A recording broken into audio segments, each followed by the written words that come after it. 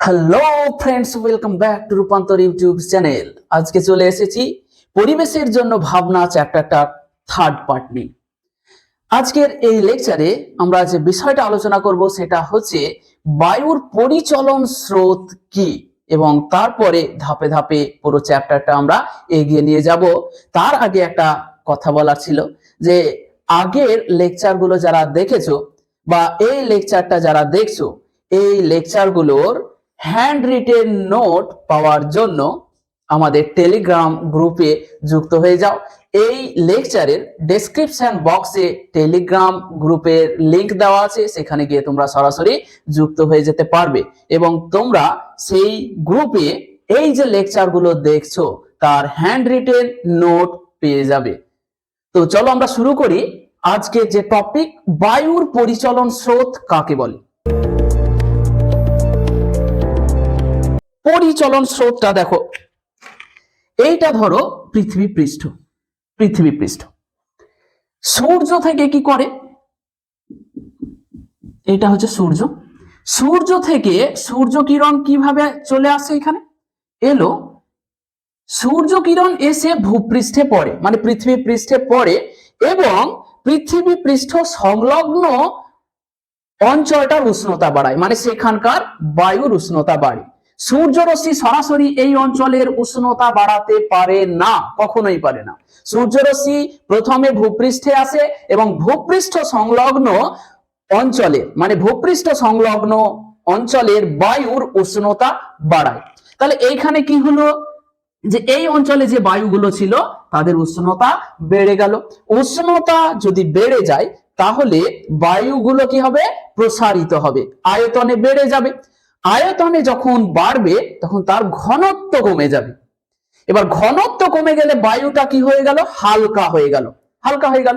এবার আমরা জানি সবসময় ভারী জিনিস কি থাকে, নিচের দিকে থাকে, হালকা জিনিস উপরের দিকে থাকে। তাহলে এই যে ভূপৃষ্ঠ সংলগ্ন যে বায়ুগুলো আছে সেগুলো এখন হালকা বায়ু। তাহলে আর উপরে আছে কি, উপরে আছে ভারী বায়ু। কি চাইবে এরা, যে ভারী বায়ুগুলো নিচের দিকে আসতে চাইবে, আর এই হালকা বায়ুগুলো কি হলো, হালকা বায়ুগুলো এই উষ্ণ এবং হালকা বায়ুটা উপরের দিকে উঠে গেল এবং কি করলো, উপরের দিকে শীতল এবং ভারী বায়ুগুলো কি করলো, শীতল এবং ভারী বায়ুগুলো এই দিকে আসলো, এখানে আসলো। এর ফলে এরা যখন পৃথিবী পৃষ্ঠ সংলগ্ন অঞ্চলে আসলো তখন এই বায়ুগুলোর উষ্ণতা আবার বাড়লো, ফলে তারা প্রসারিত হলো, আয়তনে বাড়লো। আয়তনে যখন বাড়লো তখন ঘনত্বটা কমে গেল। ঘনত্ব যেমনই কমে গেল এরা আবার হালকা হয়ে গেল। হালকা হয়ে যাওয়ার ফলে আবার কি হয়ে গেল, এই বায়ুগুলো আবার উপরের দিকে চলে গেল।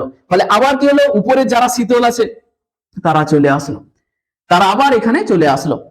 এর ফলে যে উলম্ব চক্রাকার স্রোতের সৃষ্টি হলো বায়ুর, সেটাকে বলা হয় বায়ুর পরিচলন স্রোত।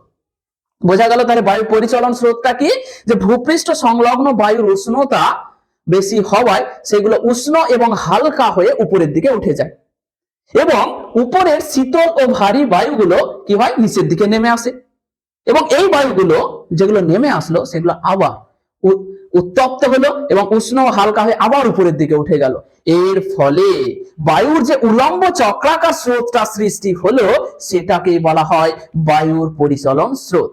তাহলে এখানে মাধ্যমিকে পড়তে পারে যে পরিচলন স্রোত কাকে বলে, 1 বা 2 নম্বরের একটা কোশ্চেন হতে পারে, বায়ুর পরিচলন স্রোত বলতে কি বোঝো। তাহলে আমরা কি বলবো, যে ভূপৃষ্ঠ সংলগ্ন বায়ুর উষ্ণতা বেশি হওয়ায় সেই বায়ু উত্তপ্ত এবং হালকা হয়ে উপরের দিকে উঠে যায় এবং উপরের শীতল ও হালকা বায়ু নিচের দিকে নেমে আসে এবং সেগুলো পুনরায় উত্তপ্ত ও হালকা হয়ে আবার উপরের দিকে উঠে যায়। এর ফলে বায়ুর যে উলম্ব চক্রাকার স্রোতটার সৃষ্টি হলো সেটাকে বলা হয় বায়ুর পরিচলন স্রোত।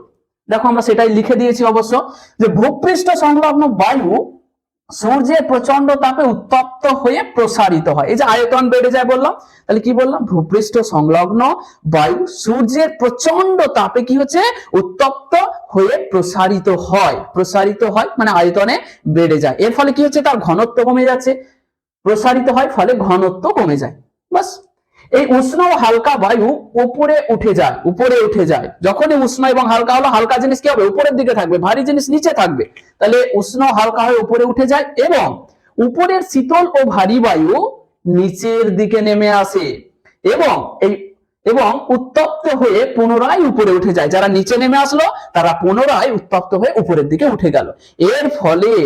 এর ফলে বায়ুর যে চক্রাকার স্রোতের সৃষ্টি হয় তাকে পরিচলন স্রোত বলা হয়। তাহলে এইটা গেল, ধরো পৃথিবী পৃষ্ঠ আমাদের, এইখানে এই যে চক্রাকার স্রোতটা, উপরের শীতল বায়ু নিচে নেমে আসছে, নিচের গরম উষ্ণ বায়ু উপরের দিকে উঠে যাচ্ছে, এই যে চক্রাকার স্রোতটা হচ্ছে, এইটাকে বলা হয় পরিচলন স্রোত। তাহলে পরিচলন স্রোতের বৈশিষ্ট্য কি বলতো?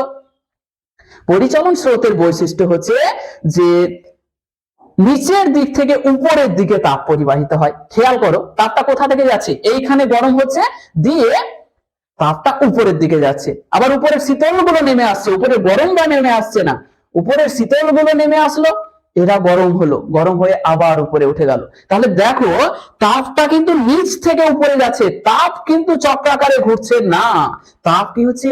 নিচ থেকে উপরের দিকে যাচ্ছে। তাহলে পরিচলন স্রোতের আমরা বৈশিষ্ট্য লিখতে পারি যে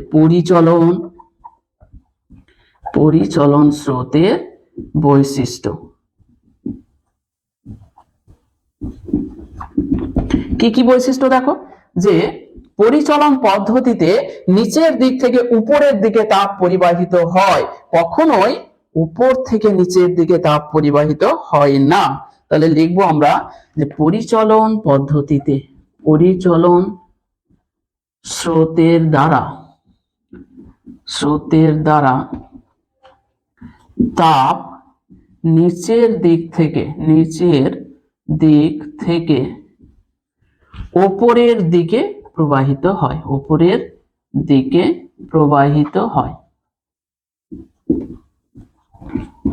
কখনোই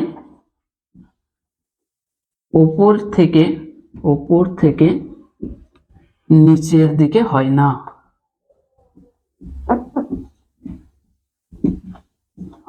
এক নম্বর বৈশিষ্ট্য। দেখো কি লিখেছি? পরিচলন স্রোতের দ্বারা তাপ কি হচ্ছে? নিচের দিক থেকে উপরের দিকে যাচ্ছে, উপরের দিকে প্রবাহিত হয়, কখনোই উপর থেকে নিচের দিকে হয় না। 2 নম্বর হচ্ছে, তাহলে দেখো অভিকর্ষ কি করে বলতো? নিচের দিকে টানে, তাই না?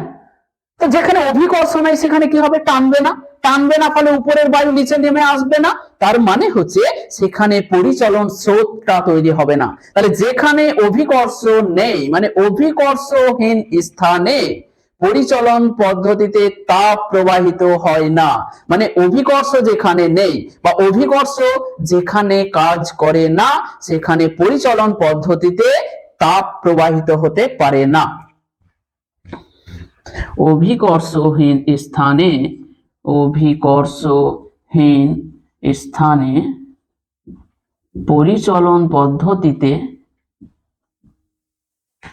পরিচলন স্রোতের দ্বারা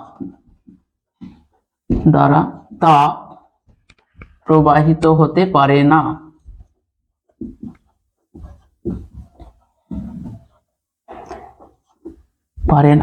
অভিকর্ষহীন স্থানে মানে যেখানে অভিকর্ষ নেই, অভিকর্ষ কাজ করে না, সেখানে, তাহলে অভিকর্ষহীন স্থানে পরিচলন স্রোতের দ্বারা তাপ প্রবাহিত হতে পারে না। এই দুটো ইম্পর্টেন্ট বৈশিষ্ট্য পরিচলন স্রোতের।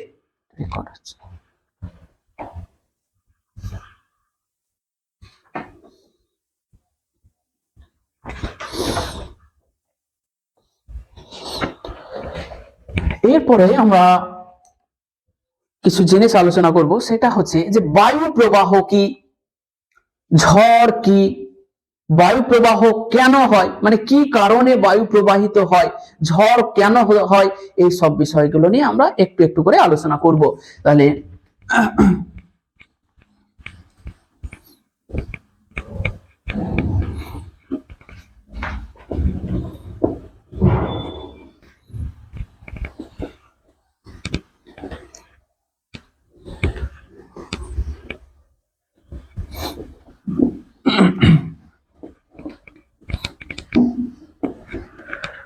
বায়ু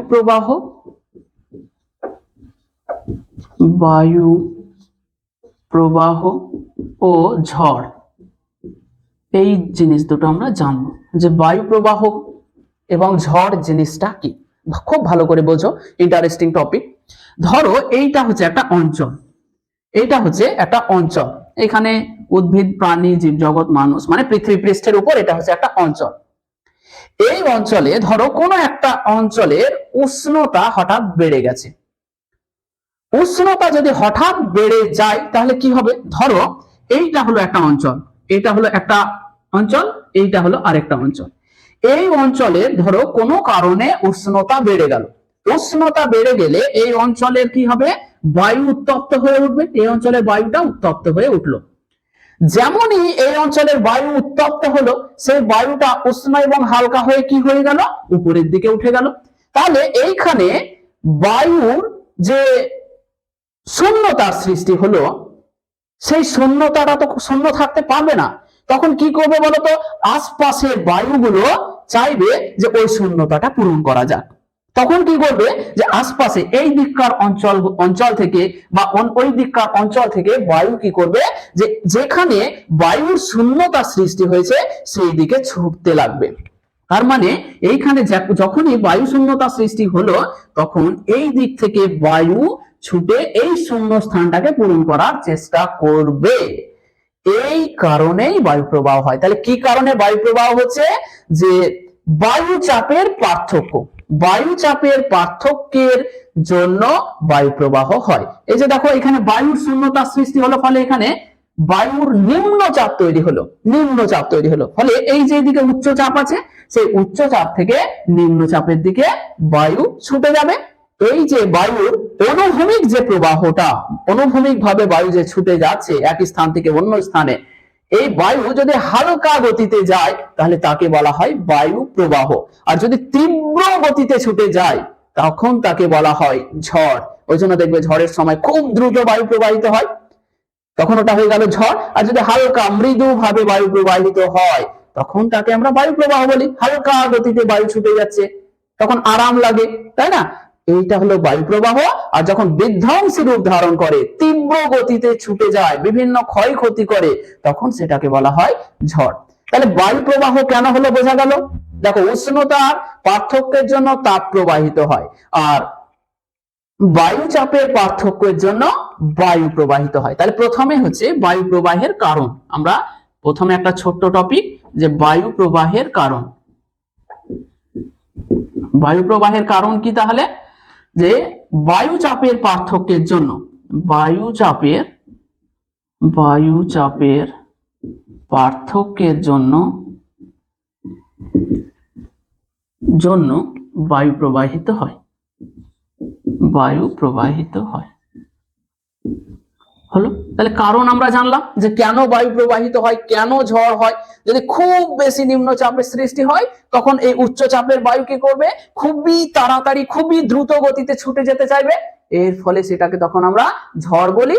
আর যদি হালকা বায়ুচাপের পার্থক্য তৈরি হয় তাহলে বায়ু ধীর গতিতে ছুটে যাবে, তখন সেটা হলো বায়ু প্রবাহ। আর খুব দ্রুত গতিতে বিধ্বংসী রূপ ধারণ করলে তখন তাকে ঝড় বলা হয়। তাহলে দেখো, তাহলে বায়ু প্রবাহ এবং ঝড় এই টপিকটা আমরা লিখছি। তাহলে কারণ জেনে গেলাম। তাহলে দেখো, পৃথিবী পৃষ্ঠে কোনো অঞ্চলের উষ্ণতা হঠাৎ বেড়ে গেলে সেই অঞ্চলের বায়ু উত্তপ্ত হয়ে উপরের দিকে উঠে যায়, ফলে সেই অঞ্চলে বায়ু নিম্নচাপ সৃষ্টি হয়। এর ফলে উচ্চচাপ অঞ্চল থেকে বায়ু অনুভূমিক ভাবে, দেখো এটা কিন্তু অনুভূমিক ভাবে ভূপৃষ্ঠ বরাবর বায়ুগুলো ছুটে আসে। এই অনুভূমিক বায়ু প্রবাহটা যদি ধীর গতিতে হয় সেটা হলো বায়ু প্রবাহ। আর এই অনুভূমিক বায়ুটা যদি খুব দ্রুত গতিতে বিধ্বংসী রূপে ছুটে আসে তখন তাকে ঝড় বলবো। তাহলে ভূপৃষ্ঠের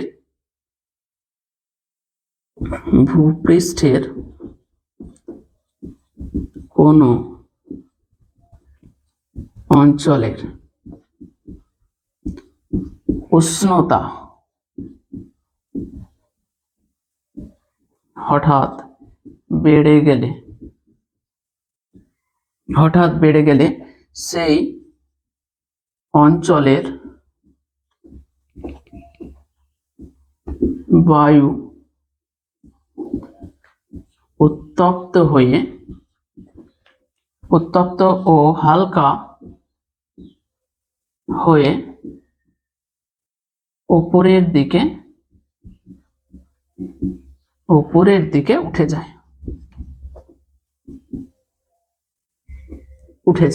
এর ফলে ওই অঞ্চলটিতে বায়ুর নিম্ন চাপের সৃষ্টি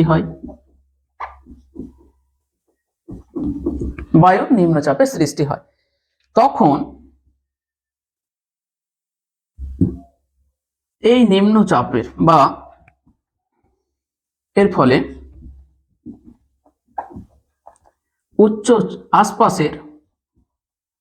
আশপাশের উচ্চচাপ অঞ্চল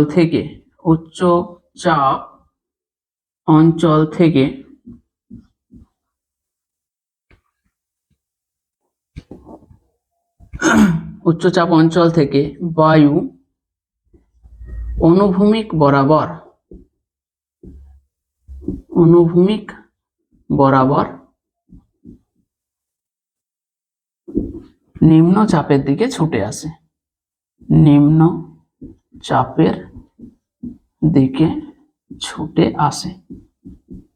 এই পর্যন্ত কেমন? দেখো কি লিখলাম, যে ভূপৃষ্ঠের কোনো অঞ্চলের উষ্ণতা হঠাৎ বেড়ে গেলে সেই অঞ্চলের বায়ু উত্তপ্ত ও হালকা হয়ে উপরের দিকে উঠে যাবে। এর ফলে ওই অঞ্চলটিতে বায়ুর নিম্নচাপের সৃষ্টি হবে। বায়ু উঠে গেল তো শূন্যস্থানে তৈরি হলো, মানে বায়ু নিম্নচাপের সৃষ্টি হলো। এর ফলে আশপাশের উচ্চচাপ অঞ্চল থেকে বায়ু অনুভূমিক বরাবর নিম্নচাপের দিকে ছুটে আসে। উচ্চচাপ অঞ্চল থেকে বায়ু নিম্নচাপ অঞ্চলের দিকে ধীর গতিতে ছুটে আসলে তাকে বায়ু প্রবাহ বলা হয়। তাহলে এবার লিখব, উচ্চচাপ অঞ্চল থেকে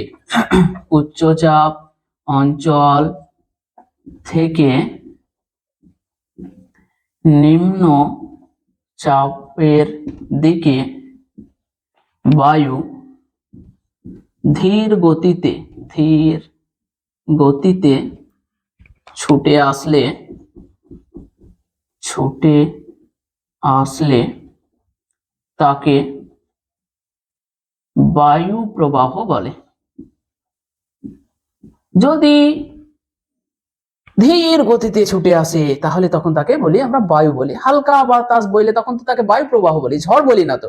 ও যখন খুব দ্রুত খুব বিধ্বংসী রূপে ছুটে আসে তখন তাকে তো বায়ু প্রবাহ বলি না, তখন তাকে তো ঝড় বলি। তাহলে দেখো এটাই লিখেছি, উচ্চচাপ অঞ্চল থেকে নিম্নচাপের দিকে বায়ু ধীর গতিতে ছুটে আসলে তাকে বায়ু প্রবাহ বলা হয়। তাহলে ঝড় কাকে বলে? যে উচ্চচাপ অঞ্চল থেকে নিম্নচাপের দিকে বায়ু বিধ্বংসী রূপে খুব দ্রুত ছুটে আসলে তাকে ঝড় বলা হয়। তাহলে এটা মুছে দিচ্ছি এখানটা। এরপরে লিখছি, তাহলে উচ্চচাপ অঞ্চল থেকে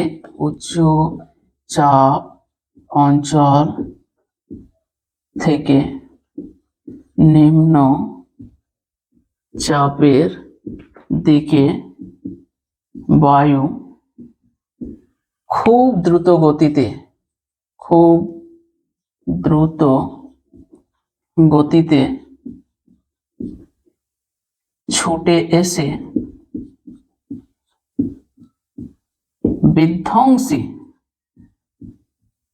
বিধ্বংসী রূপ ধারণ করলে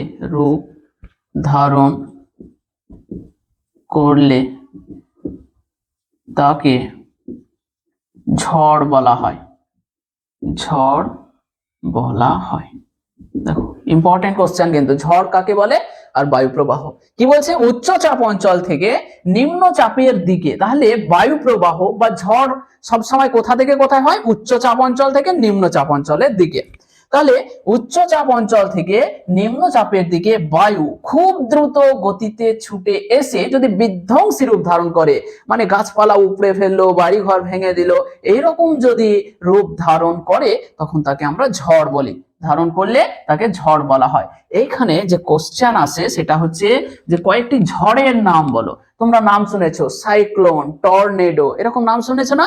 এগুলো হচ্ছে এক একটা ঝড়ের নাম। তাহলে কয়েকটি ঝড়ের উদাহরণ হলো বা কয়েকটি ঝড়ের নাম হলো কয়েকটি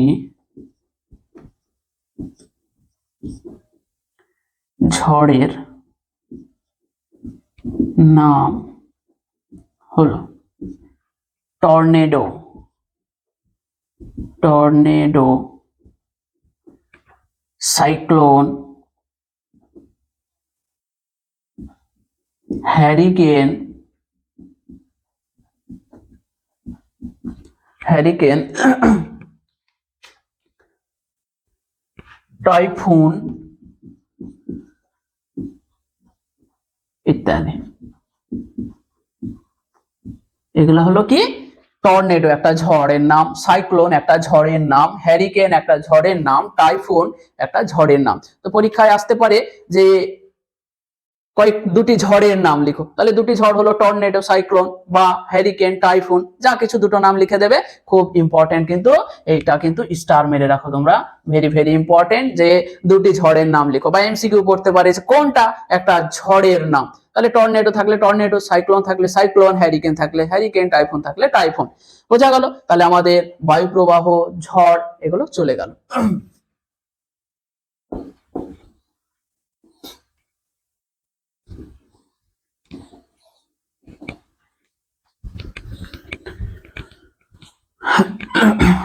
এবার ওজোন স্তর, ওজোন স্তর খুব ইম্পর্টেন্ট। ওজোন স্তর, এই ওজোন স্তর কোথায় থাকে সেটা কিন্তু আমরা আলোচনা করেছি অলরেডি, যে বায়ুমণ্ডলের স্ট্র্যাটোস্ফিয়ারে ভূপৃষ্ঠের সাপেক্ষে 20 থেকে 30 কিলোমিটার উচ্চতা পর্যন্ত ওজোন গ্যাসের একটা স্তর থাকে, ওজোন গ্যাসের, এইটাকে বলা হয় ওজোন স্তর। তাহলে দেখো এইটা হচ্ছে পৃথিবী পৃষ্ঠ, পৃথিবী, এটা পৃথিবী। এই পৃথিবীর পৃষ্ঠ থেকে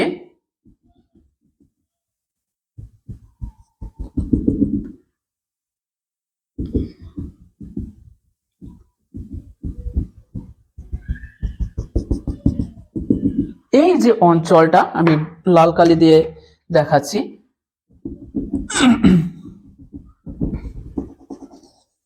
এই যে অঞ্চলটা, এইখানে কি আছে?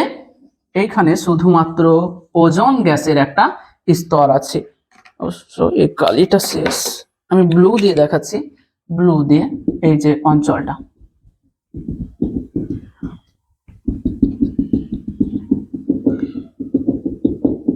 এইটা, এই যে দেখো পৃথিবী পৃষ্ঠকে বা পৃথিবী পৃষ্ঠের সাপেক্ষে 20 থেকে, মানে এই উচ্চতাটা হচ্ছে 20 কিলোমিটার, 20 কিলোমিটার, আর এই উচ্চতাটা হচ্ছে 30 কিলোমিটার, 30 কিলোমিটার, 30 কিমি।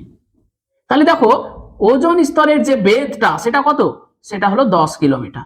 10 কিলোমিটার বেধ ওজোন গ্যাসের একটা স্তর আছে। মানে ধরো যে এরকম একটা গোলক, মানে পৃথিবী একটা গোলকের মতো, এই গোলকটি থেকে 20 কিলোমিটার উপরে 10 কিলোমিটার পুরু একটা ওজোন গ্যাসের স্তর পৃথিবীটাকে ঘিরে রেখেছে, এটাকে বলা হচ্ছে ওজোন স্তর। তো এই ওজোন স্তর এত গুরুত্বপূর্ণ কেন, এটাকে কেন পড়তে হবে, জানতে হবে, এবং এর গুরুত্ব কি, সেটা হচ্ছে এই যে ওজোন স্তরটা আছে, তাহলে ওজোন স্তর বোঝা গেল যে পৃথিবী পৃষ্ঠ থেকে বা পৃথিবী পৃষ্ঠের সাপেক্ষে 20 কিলোমিটার থেকে 30 কিলোমিটার পর্যন্ত ওজোন গ্যাসের যে পুরো স্তরটা রয়েছে তাকে বলা হয় ওজোন স্তর। এই ওজোন স্তর কি করে জানো তো? এখানে সূর্য আছে, সূর্য কিরণে খুব ক্ষতিকর একটা রশ্মি আছে, অতি বেগুনি রশ্মি বা আল্ট্রাভায়োলেট রশ্মি। এই অতি বেগুনি রশ্মি যদি এইভাবে আসছে, এসে যখন ওজোন স্তরে পড়ছে, তখন এই ওজোন স্তরটা এই অতিবেগুনি রশ্মিটাকে শোষণ করে নেয়, ফলে এই ক্ষতিকর রশ্মিটি সরাসরি পৃথিবী পৃষ্ঠে আসতে পারে না, ফলে জীব জগৎ ভয়ঙ্কর ক্ষতির হাত থেকে রক্ষা পায়। তাহলে বুঝতে পারছো, এই ওজোন স্তরটা যদি না থাকতো তাহলে এই ক্ষতিকর অতিবেগুনি রশ্মিটা সরাসরি মানব দেহের উপরে পড়তো, মানুষের শরীরের উপরে পড়তো। এর ফলে ত্বকের ক্যান্সার, ব্রেন টিউমার, চোখের ছানি, এই সমস্ত বিভিন্ন সমস্যা হতে পারত।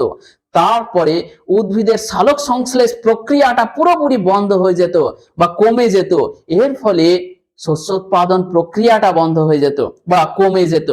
আরো অনেক ক্ষতির সম্ভাবনা থাকতো। ঠিক আছে, তাহলে এই হলো ওজোন স্তর, ওজোন স্তরের উপকারিতা বা প্রয়োজনীয়তা। ঠিক আছে, তাহলে ওজোন স্তর পৃথিবী পৃষ্ঠের সাপেক্ষে বা এটা কোথায় থাকছে? ওজোন স্ট্র্যাটোস্ফিয়ারে। স্ট্র্যাটোস্ফিয়ারে স্ট্র্যাটোস্ফিয়ারে পৃথিবী পৃষ্ঠের সাপেক্ষে 20 কিমি থেকে 30 কিমি উচ্চতা পর্যন্ত ওজোন, এর সংকেত হচ্ছে O3, ওজোন গ্যাসের যে পুরু স্তরটি রয়েছে,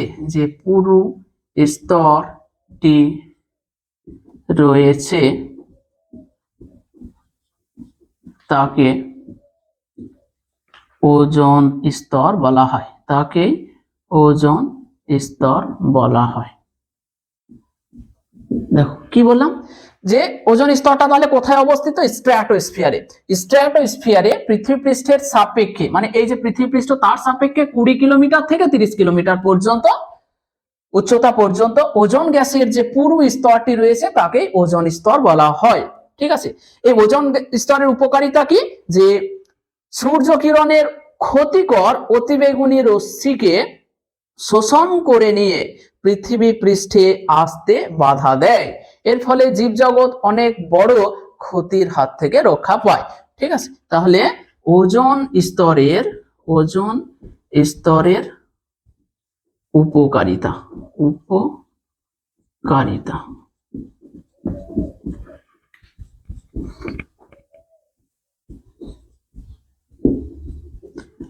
সূর্য কিরণের ক্ষতিকর অতিবেগুনি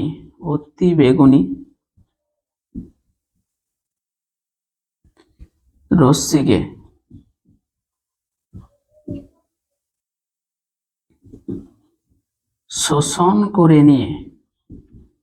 শোষণ করে নিয়ে এখানে লিখো, এখানে যে ওজোন স্তর সূর্য কিরণের ক্ষতিকর অতিবেগুনি রশ্মিকে শোষণ করে নিয়ে পৃথিবী পৃষ্ঠে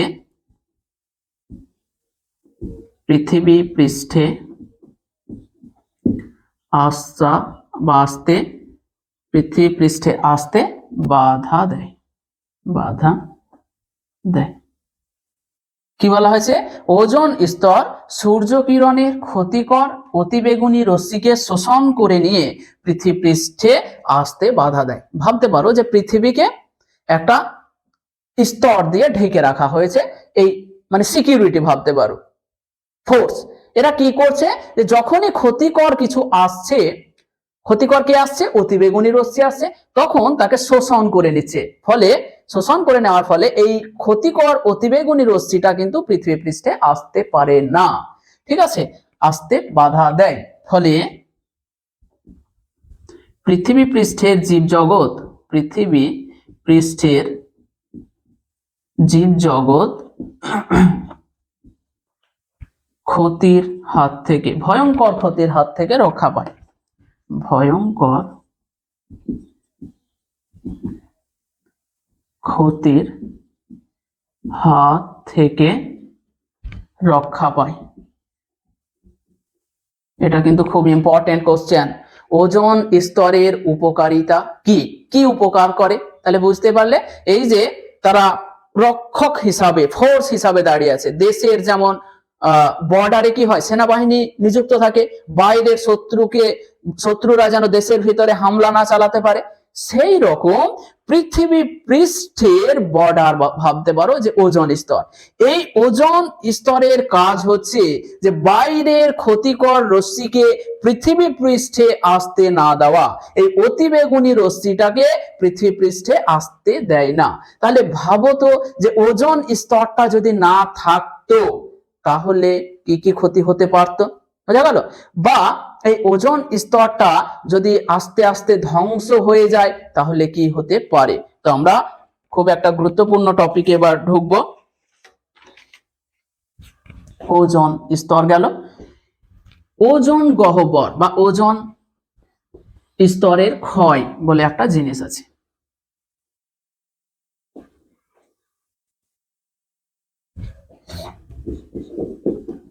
ওজোন গহ্বর, এটাকে আরেকটা বলা হয় ওজোন ছিদ্র। ওজোন ছিদ্র, আরো বলে ওজোন স্তরের ক্ষয়। ওজোন স্তরের ক্ষয়, তো তিনটে নামে একে ডাকা হয়। এইটা কি জিনিস সেটা ভালো করে আমরা খেয়াল করব। ওজোন গহ্বর, ওজোন গহ্বর কাকে বলে, একবার ভেরি ভেরি ইম্পর্টেন্ট কোশ্চেন মাধ্যমিকের জন্য। বা ওজোন ছিদ্র কাকে বলে, বা ওজোন স্তরের ক্ষয় বলতে কি বোঝো? বর্তমানে দেখা যাচ্ছে যে বিভিন্ন প্রাকৃতিক কারণে এবং কিছু মানুষের সৃষ্টি কারণে এই ওজোন স্তরটা আস্তে আস্তে ক্ষয় হয়ে পাতলা হয়ে যাচ্ছে। মানে এই রকম দেখা যাচ্ছে যে ওজোন, ধরো একটা জায়গাকে আমি দেখাচ্ছি, আগে কি রকম ছিল, আগে এই রকম ছিল, এখন দেখা যাচ্ছে যে এই রকম হয়ে গেছে, এই রকম হয়ে গেছে, এইরকম। মানে কোন একটা জায়গা, কিছু কিছু জায়গাতে দেখা যাচ্ছে যে ওজোন স্তরটা যতটা পুরু ছিল এখন আর অতটা পুরু নেই।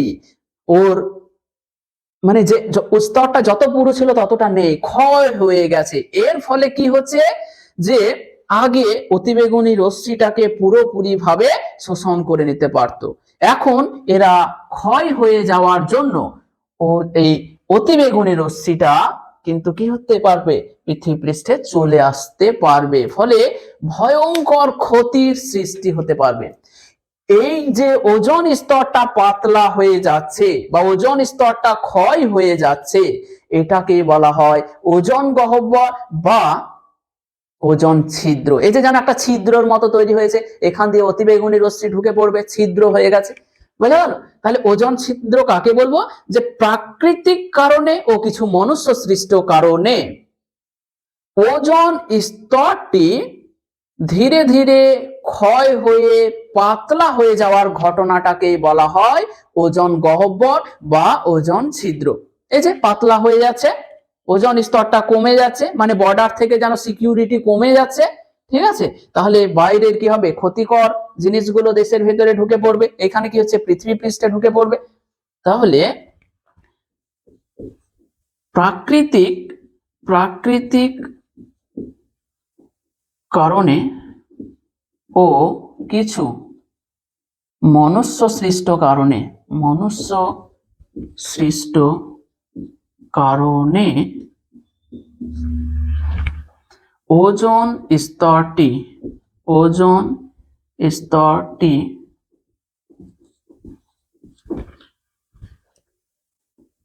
ওজোন স্তরটি ক্ষয় হয়ে পাতলা হয়ে যাওয়ার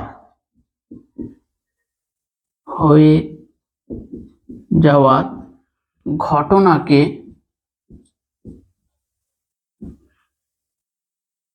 ওজোন স্তরটি ক্ষয় হয়ে পাতলা হয়ে যাওয়ার ঘটনাটিকে বলা হয় ওজোন গহ্বর। ওজোন গহ্বর বা কি ওজোন ছিদ্র। দেখো কি বললাম, যে প্রাকৃতিক কারণে ও কিছু মনুষ্য সৃষ্ট কারণে, শুধুমাত্র প্রাকৃতিক ভাবেই হচ্ছে না, মানুষের দোষের জন্যও কিন্তু ওজন স্তরটা ক্ষয় হয়ে পাতলা হয়ে যাচ্ছে। সেটাই লিখেছি যে প্রাকৃতিক কারণে ও কিছু মনুষ্য সৃষ্ট কারণে ওজন স্তরটি ক্ষয় হয়ে পাতলা হয়ে যাওয়ার ঘটনাটিকে বলা হয় ওজন গহ্বর বা ওজন ছিদ্র। কি কি কারণে ওজন গহ্বরের সৃষ্টি হচ্ছে সেটা কিন্তু খুব ইম্পর্টেন্ট। এই যে বর্তমানে বিভিন্ন গ্যাস, যেমন সবচাইতে ক্ষতিকর গ্যাস ওজন গহ্বর সৃষ্টিতে সবচাইতে বেশি দায়ী হচ্ছে ক্লোরোফ্লুরোকার্বন বা সিএফসি। ঠিক আছে, তাহলে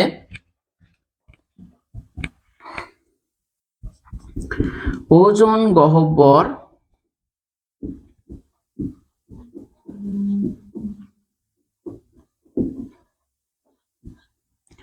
সৃষ্টিতে দায়ী গ্যাস আর কিছু আছে। 1 নম্বর হচ্ছে ওজন গহ্বর সৃষ্টির জন্য সবচাইতে বেশি যে গ্যাসটি দায়ী সেটা হলো ক্লোরোফ্লুরোকার্বন। ক্লোরোফ্লুরোকার্বন, একে বলা হয় সিএফসি, ক্লোরোফ্লুরোকার্বন সিএফসি। সবচাইতে ওজন গহ্বর সৃষ্টিতে সবচাইতে বেশি দায়ী হলো ক্লোরোফ্লুরোকার্বন। ক্লোরোফ্লুরোকার্বন ওজন গহ্বর সৃষ্টির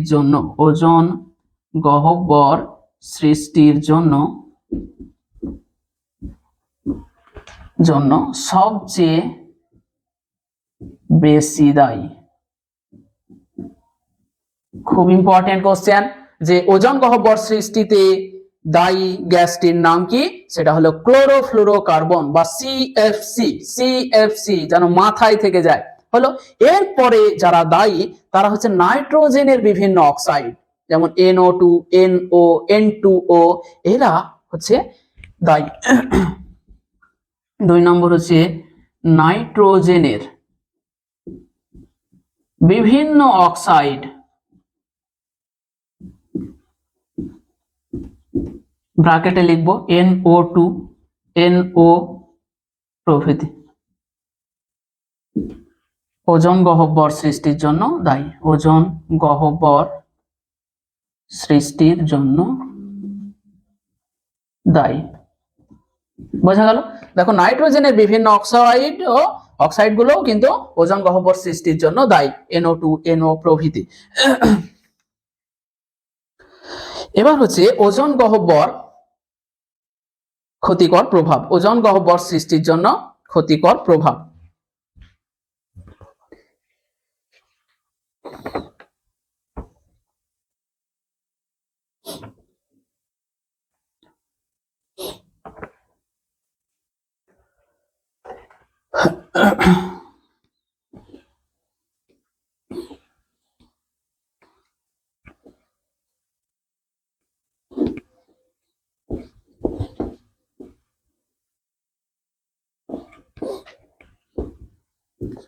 ওজন স্তর ধ্বংসের ক্ষতিকর প্রভাব। দেখো ওজন স্তরটা যদি ক্ষতিগ্রস্ত হয়ে যায়, ওজন গহ্বর যদি সৃষ্টি হয়, তাহলে কি কি ক্ষতি হবে সেটা আমরা আলোচনা করব। দেখো মানুষের উপরে কি প্রভাব পড়বে এবং উদ্ভিদের উপরে কি প্রভাব পড়বে, আমরা দুটো পয়েন্ট করব। 1 নম্বর হচ্ছে মানুষের উপর প্রভাব। তাহলে দেখো ওজন স্তরটা যদি ধ্বংস হয়ে যায় তাহলে সূর্যের ক্ষতিকর অতিবেগুনি রশ্মি সরাসরি মানব দেহে এসে পড়বে, এর ফলে ত্বকের ক্যান্সার হতে পারে, তারপরে চোখে ছানি পড়বে, রোগ প্রতিরোধ ক্ষমতা একেবারে কমে শূন্য হয়ে যাবে, যে কোনো রোগে আক্রান্ত হবে। ঠিক আছে, তাহলে ওজন স্তরটি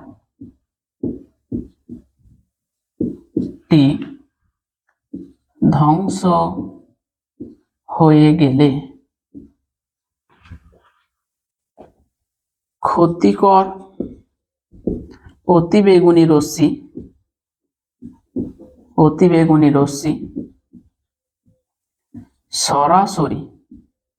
সরাসরি মানব দেহে এসে পড়বে, এর ফলে ত্বকের ক্যান্সার,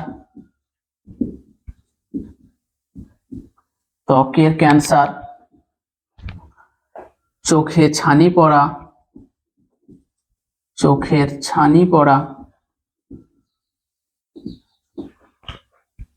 ত্বকের ক্যান্সার হতে পারে, চোখে ছানি পড়তে পারে এবং রোগ প্রতিরোধ ক্ষমতাটা কমে যাবে। এই গেল মানুষের উপরে কি প্রভাব পড়বে। তাহলে দেখো, ওজোন স্তরটা যদি ক্ষয় হয়ে যায় তাহলে অতিবেগুনি রশ্মি সরাসরি এসে মানুষের শরীরে পড়বে, এর ফলে ত্বকের ক্যান্সার হতে পারে, চোখে ছানি পড়তে পারে, রোগ প্রতিরোধ ক্ষমতা কমে যেতে পারে। এই হচ্ছে মানুষের উপরে প্রভাব। 2 নম্বর হচ্ছে উদ্ভিদের উপরে প্রভাব। উদ্ভিদের উপর প্রভাব কি প্রভাব পড়তে পারে উদ্ভিদের উপর? দেখো, সূর্যরশ্মি থেকে তো সালোক সংশ্লেষ প্রক্রিয়ায় উদ্ভিদেরা খাদ্য উৎপাদন করে। এবার যদি ক্ষতিকর অতিবেগুনি রশ্মি আসে তাহলে সালোক সংশ্লেষ প্রক্রিয়াটা ব্যাহত হবে, উদ্ভিদের সালোক সংশ্লেষ প্রক্রিয়া ব্যাহত হবে। সালোক সংশ্লেষ প্রক্রিয়া যদি ব্যাহত হয় তাহলে খাদ্য উৎপাদন কম হবে, মানে শস্য উৎপাদন কম হবে। তাহলে ক্ষতিকর অতিবেগুনি রশ্মি উদ্ভিদের উপরে পড়লে সালোক সংশ্লেষ প্রক্রিয়া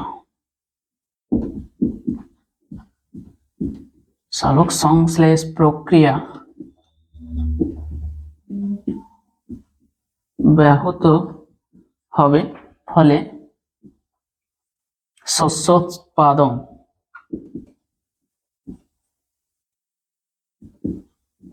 কমে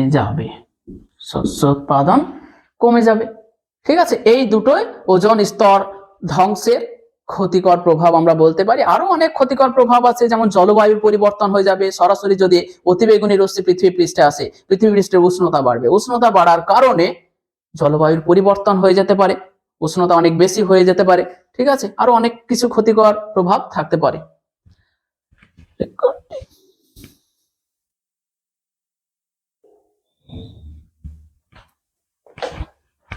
আর একটা টপিক, মন্ট্রিল প্রোটোকল।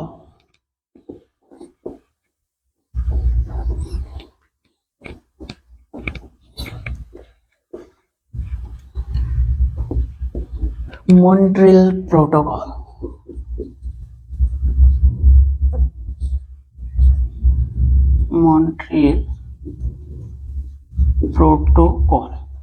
সেটা কি? তাহলে দেখো, ওজোন স্তরটা কেন ধ্বংস হচ্ছে?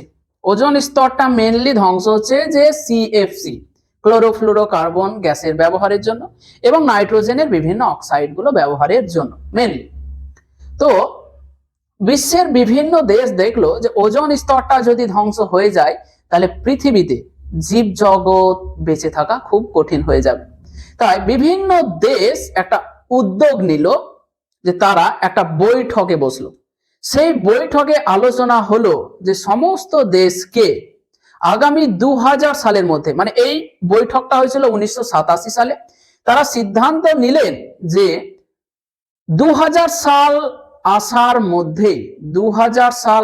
মধ্যেই ক্লোরোফ্লুরোকার্বনের ব্যবহার, মানে ক্লোরোফ্লুরোকার্বন সিএফসি এর ব্যবহার কমিয়ে ফেলতে হবে।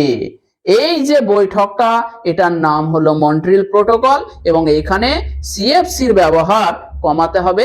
এই বিষয়ে সবাই মিলে একটা স্বাক্ষর করলেন, সই করলেন। এটাই হলো মন্ট্রিল প্রোটোকল।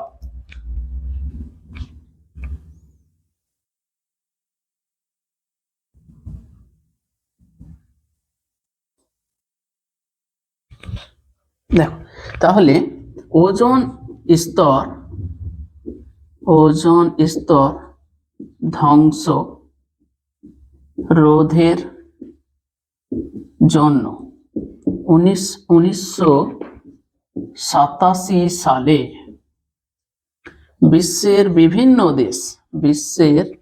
বিভিন্ন দেশ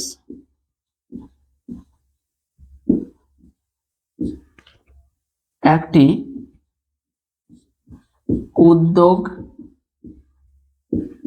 উদ্যোগ নেয় এবং একটি চুক্তি স্বাক্ষর করে। এটি মন্ট্রিল প্রোটোকল নামে পরিচিত। মন্ট্রিল প্রোটোকল নামে পরিচিত।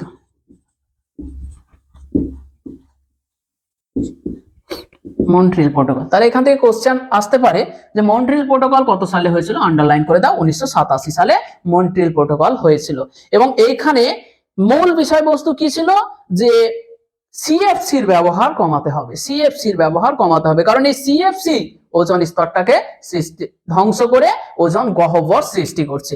তাহলে উদ্যোগ কি উদ্যোগ নিল এখানে?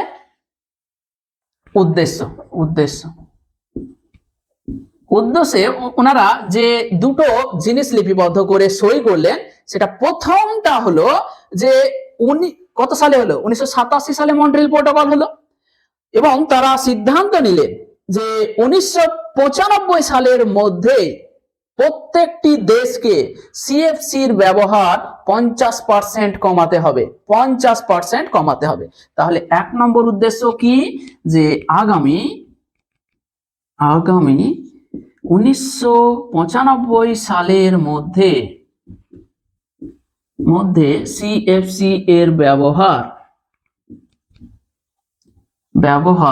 50% কমাতে হবে। 2 নম্বর উদ্যোগ কি নিলেন? যে আগামী 2000 সালের মধ্যে সিএফসির ব্যবহার পুরোপুরি বন্ধ করতে হবে। তাহলে আগামী 2000 সালের মধ্যে সিএফসি এর ব্যবহার পুরোপুরি কমাতে হবে, পুরোপুরি বন্ধ করতে হবে। সিএফসির ব্যবহার পুরোপুরি বন্ধ করতে হবে। এই দুটো লিখে ওনারা সই করেছিলেন আগামী 1995 সালের মধ্যে। দেখো স্বাক্ষর কত সালে করছে? 1987 সালে। 1987 সালে যখন স্বাক্ষর করছে তখন দুটো শর্ত, যে আগামী 1995 সালের মধ্যে সিএফসি এর ব্যবহার 50% কমাতে হবে এবং 2000 সালের মধ্যে সিএফসি এর ব্যবহার পুরোপুরি বন্ধ করে দিতে হবে। তারপরে আরেকটা ছিল যে ক্লোরিন জাতীয় গ্যাসের উৎপাদন কমাতে হবে। ক্লোরিন জাতীয় গ্যাসের উৎপাদন কমাতে হবে। তাহলে এটা হচ্ছে 50%। আর তারপরে 2000 সালের মধ্যে পুরোপুরি বন্ধ করতে হবে এবং ক্লোরিন জাতীয় গ্যাসের উৎপাদন প্রত্যেকটা দেশকে কমাতে হবে। এই 3টে শর্তে একটা চুক্তি স্বাক্ষরিত হয়, সেটা হলো মন্ট্রিল প্রোটোকল। এই মন্ট্রিল প্রোটোকল কত সালে হয়েছিল? 1987 সালে এবং 3টে শর্ত সেখানে নেওয়া হয়েছিল। 1987 সালে 3টে শর্ত নিয়ে বিভিন্ন দেশ একটা চুক্তি স্বাক্ষরিত করে, এটা মন্ট্রিল প্রোটোকল নামে পরিচিত। এবং মন্ট্রিল প্রোটোকলের উদ্দেশ্য হচ্ছে 3টে, যে 1995 সালের মধ্যে সিএফসি এর ব্যবহার 50% কমাতে হবে, 2000 সালের মধ্যে সিএফসি এর ব্যবহার পুরোপুরি বন্ধ করতে হবে, আর ক্লোরিন জাতীয় গ্যাসগুলোর উৎপাদন কমিয়ে ফেলতে হবে। তো এই হলো আজকের লেকচার। এই লেকচারটা কেমন লাগলো সেটা অবশ্যই কমেন্ট করে জানিয়ে দাও, আর যদি কোনো সমস্যা থেকে থাকে সেটাও জানাও। আমরা কিন্তু সমস্যার সমাধান করে দিতে প্রস্তুত।